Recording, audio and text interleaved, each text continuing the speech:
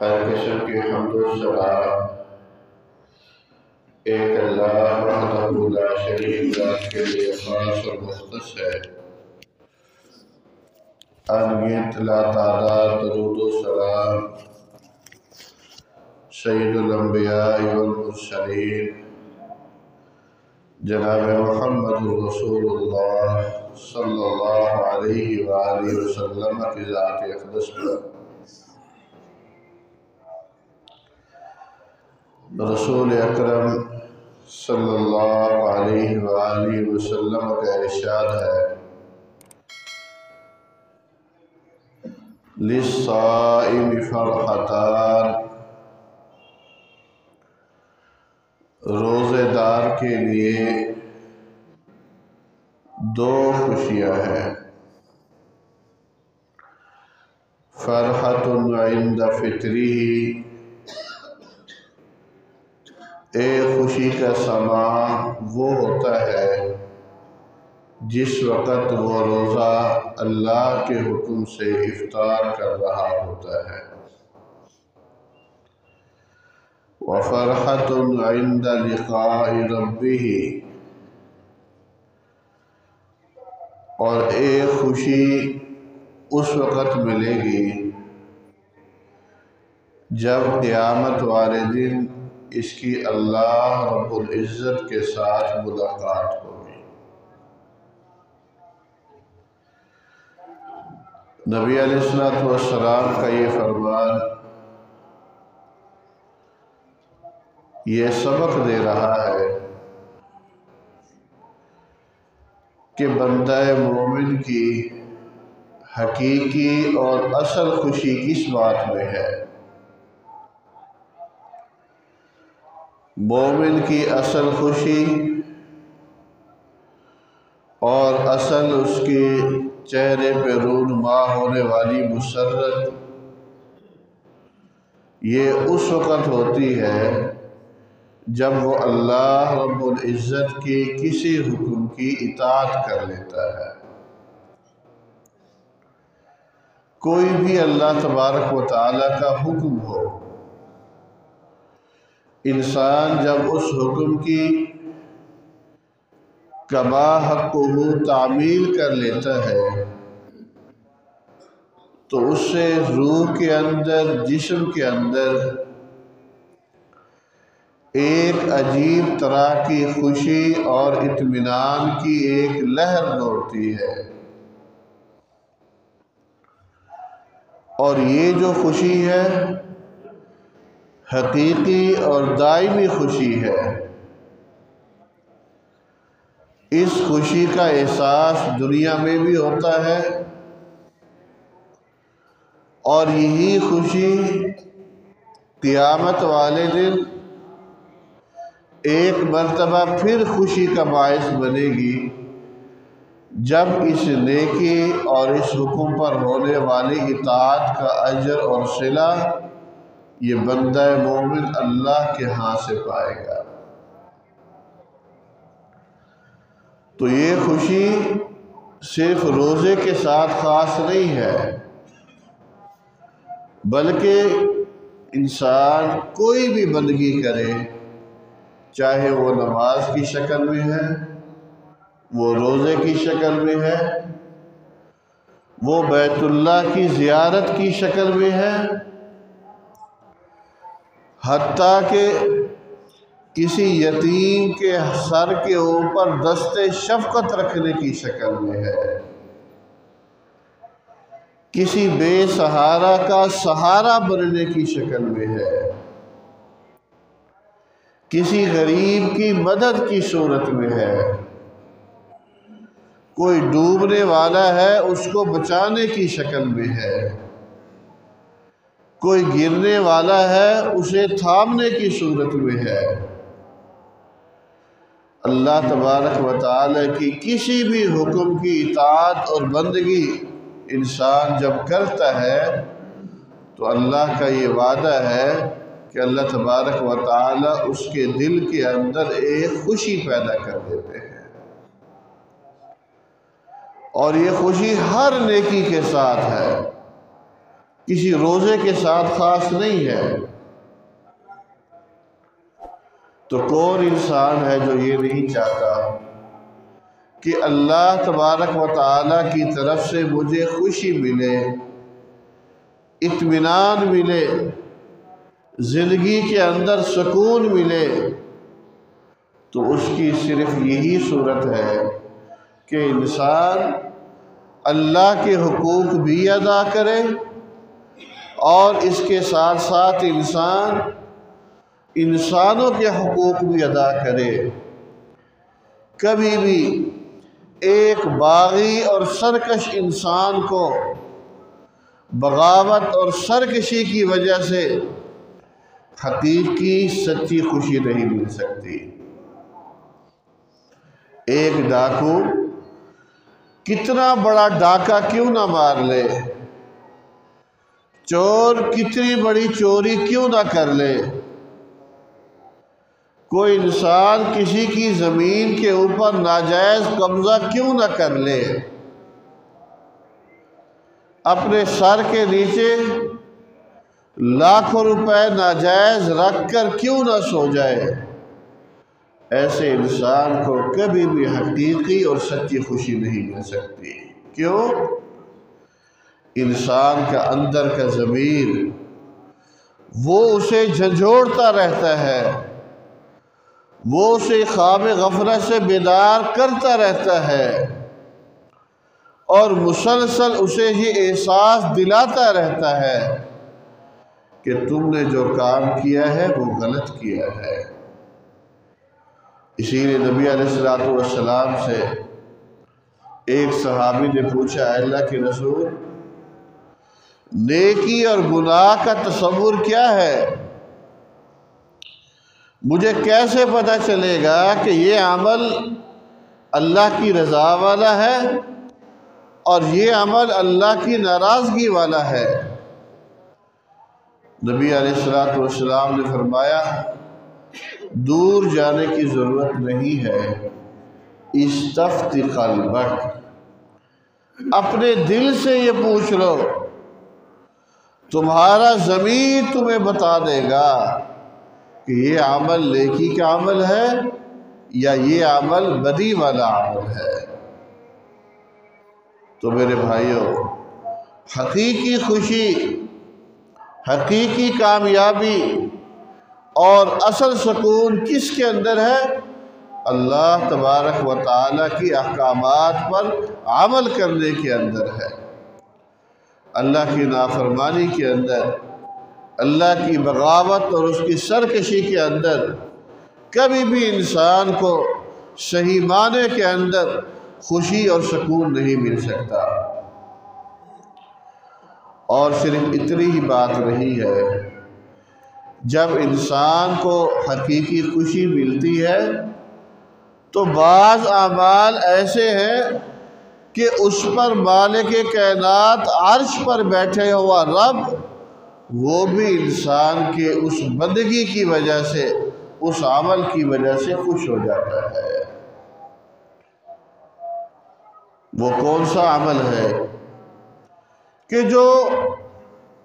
یہ خاک سے پیدا ہونے والا انسان، آدم کی اولاد میں سے ایک فرد، مٹی سے بننے والا حقیر ترین انسان زمین کے اوپر کرتا ہے تو عرش پر بیٹھا مالک کائنات بھی خوش ہو جاتا ہے۔ وہ کون سا عمل ہے کہ صدیوں بعد بھی اگر کوئی بندہ مومن کرتا ہے تو رسول اکرم صلی اللہ علیہ وآلہ وسلم اس عمل کے اوپر خوش ہو جاتے ہیں۔ نبی علیہ السلام کا ارشاد ہے، لَلَّهُ أَشَدُّ فَرَحًا بِتَوْبَةِ عَبْدِهِ حِينَ يَتُوبُ إِلَيْهِ۔ آدم کا بیٹا جب غلطی کرتا ہے، کوتاہی کرتا ہے، اللہ کی نافرمانی کر بیٹھتا ہے اور اس نافرمانی کرنے کے بعد دوبارہ پلٹتا ہے، اللہ کے دربار کی طرف رجوع کرتا ہے، اللہ کے حضور اپنی جھولی پھیلاتا ہے، اللہ کے سامنے اپنے خالی ہاتھ اٹھاتا ہے اور اس کی آنکھوں سے عجز اور ندامت کے آنسو بہتے ہیں، تو فرمایا یہ توبہ جب انسان کرتا ہے تو اللہ تبارک و تعالی عرش پر بیٹھے ہوئے بے انتہا خوش ہو جاتے ہیں۔ اور مثال دے کر بات سمجھائی، فرمایا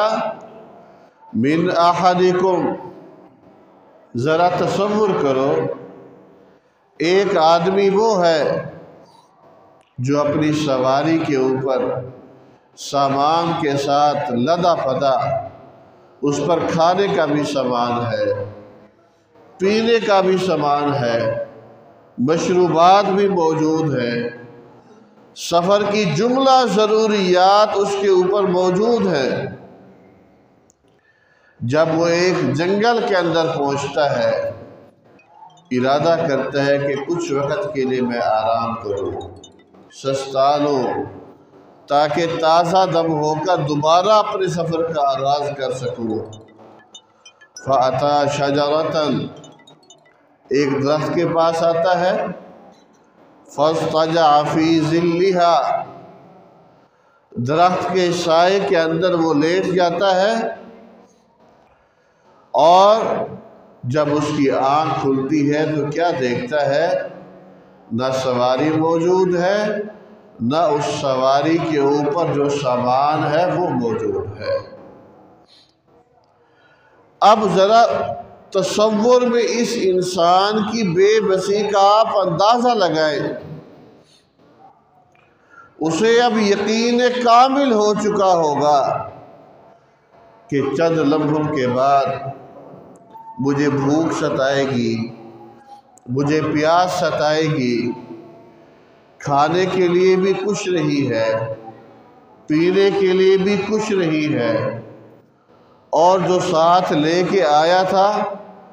وہ سواری اپنے ساتھ لے کر نہ جانے کہاں کھو گئی ہے۔ اب اسے یقین ہو چلا ہے کہ کچھ لمحوں کا میں مہمان ہوں،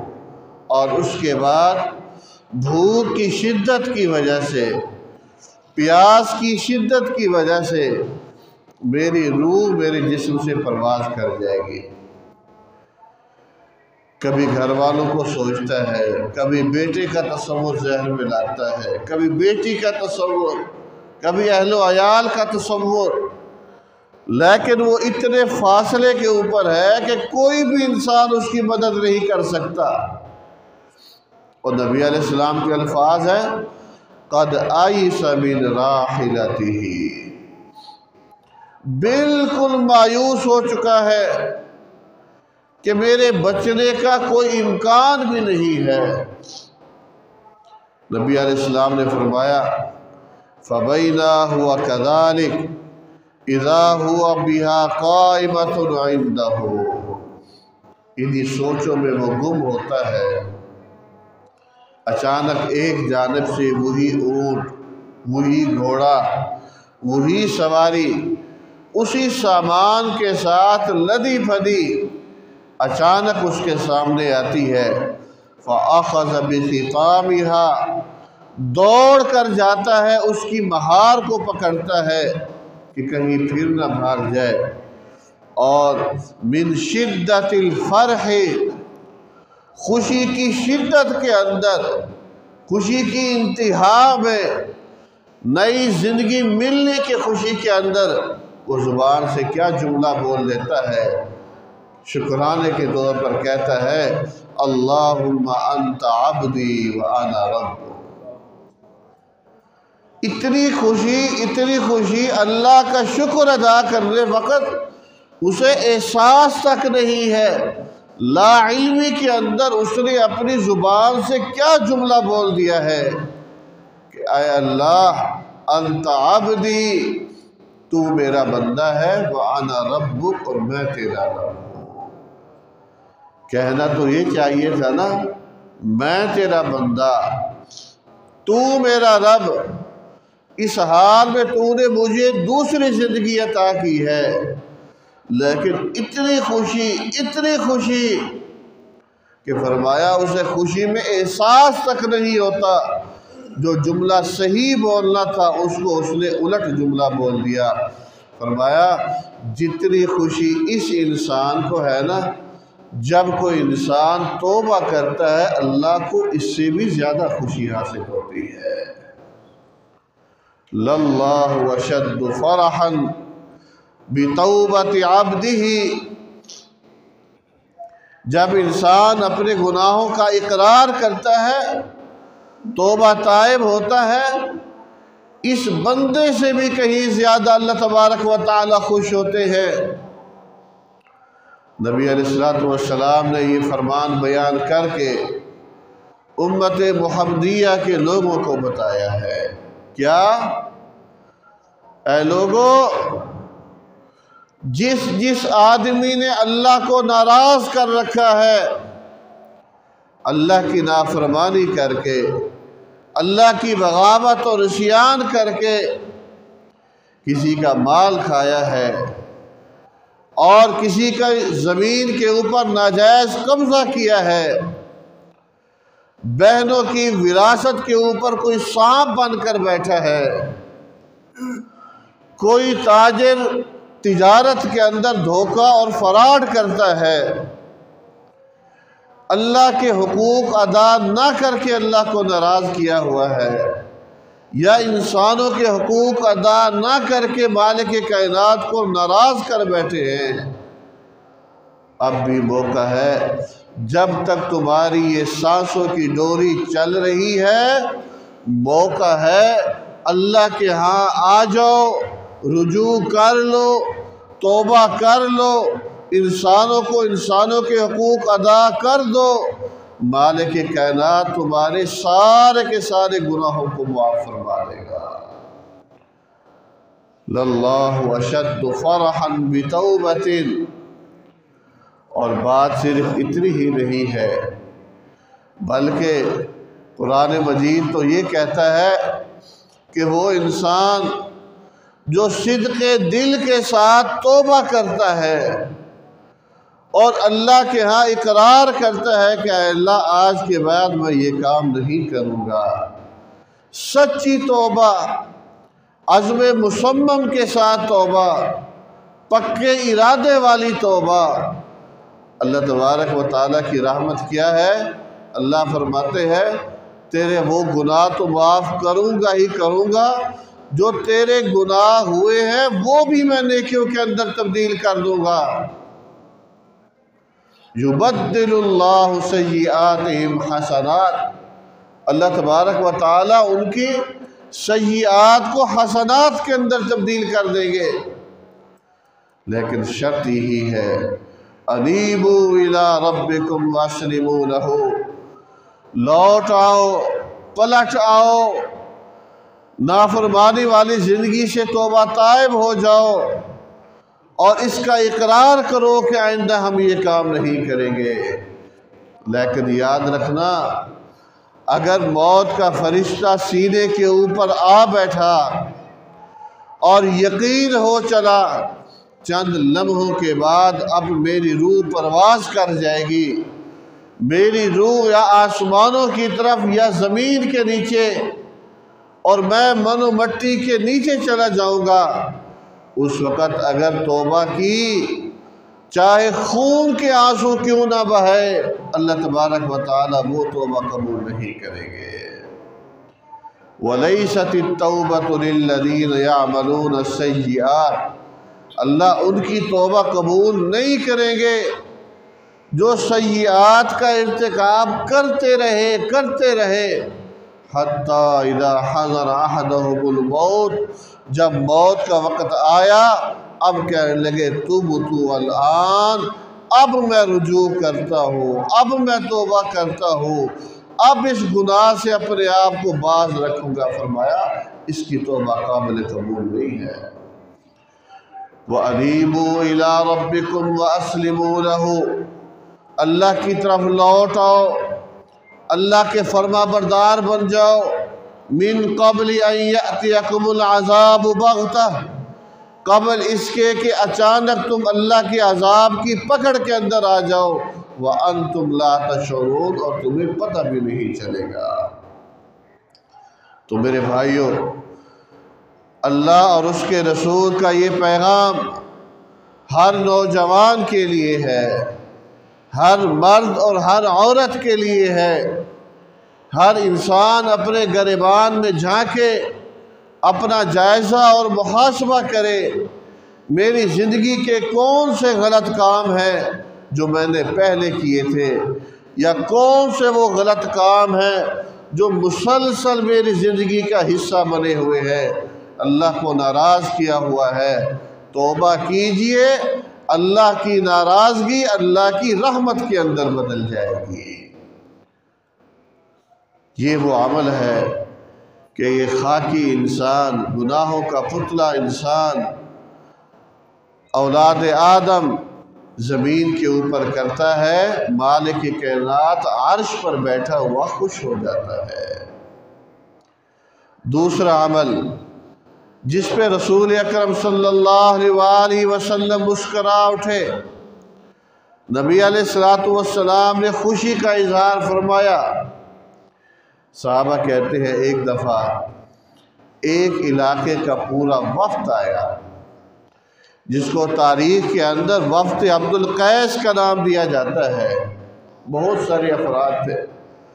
نبی علیہ السلام نے صحابہ کرام کو کہا، یا معاشر الانصار، اے انصار کی جماعت،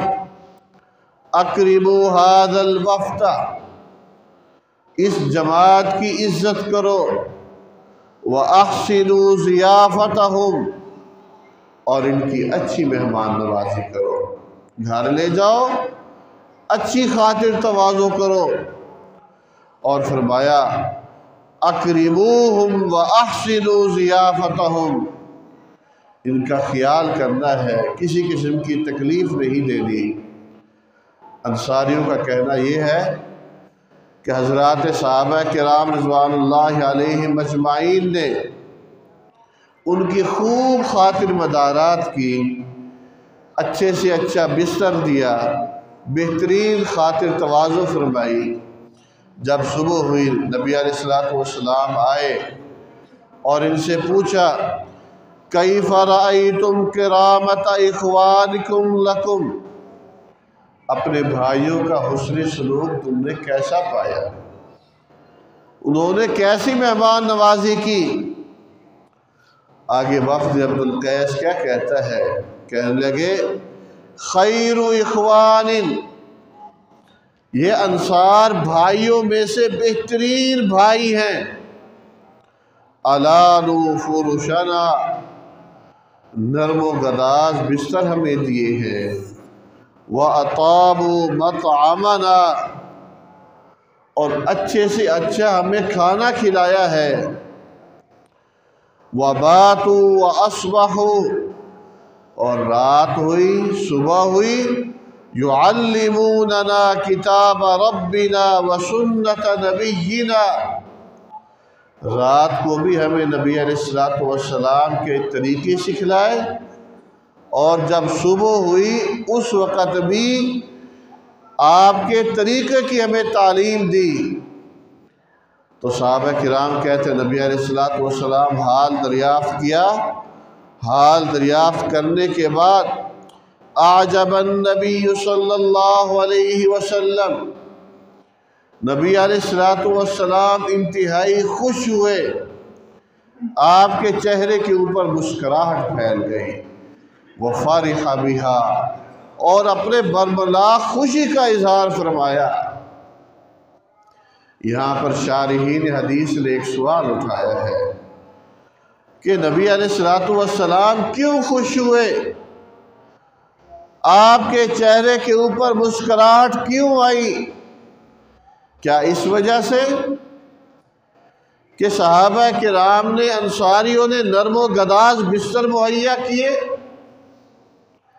کیا اس لیے نبی علیہ السلام خوش ہوئے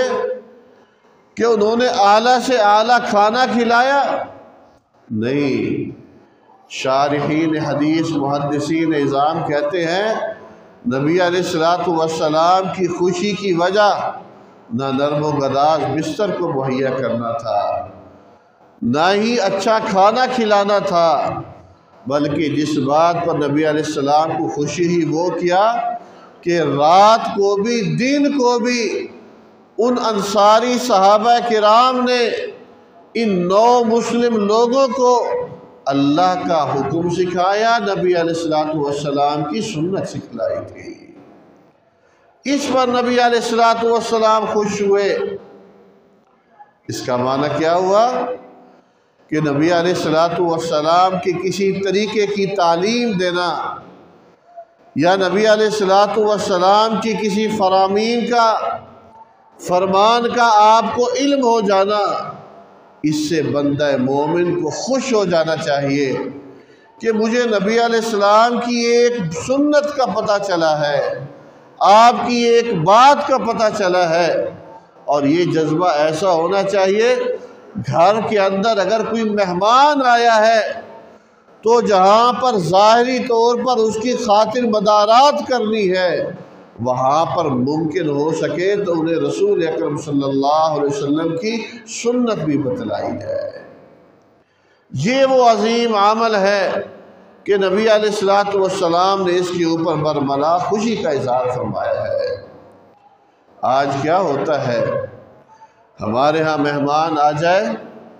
دسترخوان کے اوپر انواع و اقسام کے کھانے سجا دیے جاتے ہیں، محفل لگ جاتی ہے، اور اس کے بعد اذان کی آواز آ جائے، حی علی الصلاۃ حی علی الفلاح کی ندا آ جائے تو جیسے مہمان خوش گپیوں کے اندر مصروف ہوتا ہے، میزبان بھی اسی۔ نبی علیہ السلام نہ ایسے مہمانوں سے خوش ہوتے ہیں نہ ایسے میزبانوں سے خوش ہوتے ہیں۔ کس میزبان سے نبی علیہ السلام خوش ہوئے؟ میرے اور آپ کے گھر اگر مہمان آتا ہے، کھانا کھا لیا ہے، اذان ہو گئی ہے، اسے عزت کے ساتھ تکریم کے ساتھ کہا جائے اذان ہو گئی ہے، نماز کا وقت ہونے والا ہے، مسجد قریب ہے یا دور ہے، اکٹھے چلتے ہیں، نماز پڑھ کے آتے ہیں۔ یہ ہے نبی علیہ السلام کی سنت سکھلانی۔ اور اگر محفل عروج کے اوپر ہے اور دوران محفل دوران گفتگو کسی کی غیبت ہو رہی ہے، نبی علیہ السلام کے میزبان کا طریقہ کیا ہونا چاہیے؟ پیار کے ساتھ محبت کے ساتھ کہے کیا کہ اس غیبت سے رسول اکرم صلی اللہ علیہ وسلم نے ہمیں منع کیا ہے، ہمیں کسی اور ٹاپک پر گفتگو کرنی چاہیے، کسی اور موضوع پر ہمیں بات کرنی چاہیے۔ یہ آنے والے مہمانوں کی ظاہری تکریم کے ساتھ ساتھ اگر ہم یہ اہتمام کریں کہ اس دوران نہ نبی علیہ السلام کی کوئی سنت ہم سے چھوٹے، نہ مہمانوں سے کوئی سنت چھوٹے، تو یہ پیغام دینا یہ وہ عظیم عمل ہے کہ رسول اکرم صلی اللہ علیہ وسلم نے اس کے اوپر خوشی کا اظہار فرمایا ہے۔ ایسے تو نہیں نبی علیہ السلام نے کہہ دیا تھا حجۃ الوداع میں ہزاروں پر کے لاکھوں کے مجمع میں کہ جس کسی کے پاس میری ایک حدیث بھی موجود ہے، ایک فرمان بھی موجود ہے، فَلْيُبَلِّغِ الشَّاهِدُ الْغَائِبِ، اس کو جو بھی آتا ہے وہ غائب تک پہنچا دے۔ اس کے لیے نہ کوئی عالم ہونا ضروری ہے، نہ کوئی 8 سال کا کورس کرنا ضروری ہے۔ جو نبی علیہ السلام کی سنت، آپ کی بات، آپ کا قول، آپ کا عمل میرے اور آپ کے علم میں ہے، اگر کسی کو نہیں پتا وہ پہنچائیے۔ اس تبلیغ کے اوپر نبی علیہ السلام کو خوشی ہوتی ہے۔ جب نبی علیہ السلام خوش ہوں گے تو کیا خیال ہے مالک کی کائنات عرش پر بیٹھے وہ نہیں خوش ہوں گے؟ تو میرے بھائیوں، 2 باتیں آج بتلائی ہیں۔ کیا नंबर 1 गुनाहों से तौबा कीजिए, पक्की और सच्ची तौबा कीजिए। नंबर 2 हमारी महफिल के अंदर, हमारे जलसों के अंदर, हमारे जुमात के अंदर, हमारे प्रोग्रामों के अंदर किस बात का एहतमाम हो कि रसूल अकरम सल्लल्लाहु अलैहि वसल्लम की सुन्नत को, आपकी बात को, आपके अमल को लोगों तक पहुँचाया जाए। लेकिन कितनी अफसोस की बात है, लोग वक़्त निकाल कर आते हैं, कारोबार छोड़ कर आते हैं और आम तौर पर उलमा खुतबा क्या करते हैं, इधर की कहानियाँ उधर की कहानियाँ, झूठे किस्से कहानियाँ सुनाकर अपना भी वक़्त बर्बाद करते हैं और सामीईन का भी वक़्त बर्बाद करते हैं। जिस मजलिस में आप जाते हैं, अगर उठते हुए आपको एहसास होता है कि हम नबी अलैहिस्सलाम का कोई तरीका सीख के आए हैं, नबी अलैहिस्सलाम की कोई बात सीख के आए हैं, उस मजलिस के अंदर बार बार जाइए। उसके लिए आपको कितना ही सफ़र क्यों ना करना पड़े, लेकिन 1 घंटे का प्रोग्राम, 2 घंटे का प्रोग्राम, ना कोई अल्लाह की बात, ना अल्लाह के रसूल की बात, इधर की कहानियाँ उधर की कहानियाँ, ये बयान करने वाला अपना वक़्त भी बर्बाद कर रहा है और अपने सामीईन का भी वक़्त बर्बाद कर रहा है। ऐसी मजालिस से, ऐसे प्रोग्रामों से अपने आप को बचाएं। ये वक़्त बड़ा ही कीमती है। इस वक़्त के अंदर उलमा से, खुतबा से आप तकाज़ा करें, हमें अल्लाह का पैगाम सुनाओ, अल्लाह के प्यारे हबीब की बातें सुनाओ, प्यारे नबी की सुन्नतें सिखाओ, आपका तरीका बताओ, आप किस तरह खाते थे, किस तरह बैठते थे, किस तरह ज़िंदगी गुजारते थे, ये बताओ। जिस मजलिस के अंदर, जिस जुमे के अंदर, जिस प्रोग्राम के अंदर आपको अल्लाह और उसके रसूल की बात मिले, वहाँ आप जाएं, बार बार जाएं, साथियों को लेकर जाएं। लेकिन जहाँ ये चीज़ें ना मिले, उससे अपने आप को भी दूर रखें और बाकियों को भी बचाएं। अल्लाह तबारक व तआला से दुआ है कि अल्लाह तबारक व तआला हमें अपने गुनाहों से सच्ची तौबा की तौफीक अता फरमाए और हमें हर मजलिस के अंदर रसूल अकरम सल्लल्लाहु अलैहि वसल्लम की कोई बात, कोई सुन्नत, कोई तरीक़ा वो सीखने और आगे तक पहुँचाने की भी तौफीक अता फरमाए। अक़ूलु क़ौली हाज़ा अस्तग़फ़िरुल्लाह ली व लकुम व लिस्साइरिल मुस्लिमीन।